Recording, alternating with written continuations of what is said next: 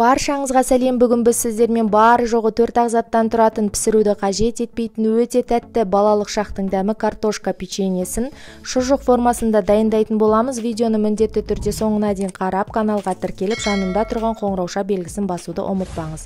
Сонымен рецептімізді бастаймыз. Мен алматинская печеньесін қолданамын. Сіздер қаласаңыздар кез келген басқа өздеріңіз ұнататын печеньені алсаңыздар болады. Пакетке салып, оқтаудың көмегімен не болмаса басқа заттың да көмегімен печеньені майдаласаңыздар болады. Тіпті блендермен де майдалауға болады, бірақ аса қатты езіп жібермеңіздер. Дайын болды. Үлкендеу ыдысқа саламыз, басқа қоспаларымызды дайындаймыз. Бөлме температурасындағы жұмсақ сары майды саламыз. Какаоны қосамыз және қойылтылған сүт, яғни сгущенканы құямыз.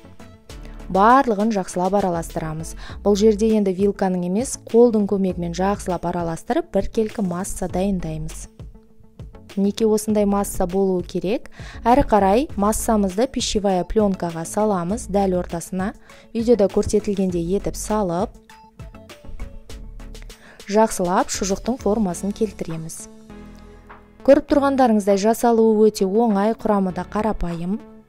Есесіне өте дәмді болып шығады. Мінекей осылай ораймыз, екі шетін бекітеміз. Мұздатқышқа, яғни морозильникке кемінде 2-3 сағатқа салып қоямыз.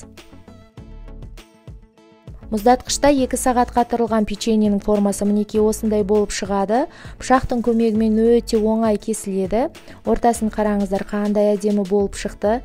Міндетті түрде жасап көріңіздер, ұнайтыны сөзсіз. Арнаға шығатын келесі видео рецепттерді жіберіп алмас үшін каналға міндетті түрде жазылып, қоңырауша белгісін басуды ұмытпаңыздар. Бүгінге осы.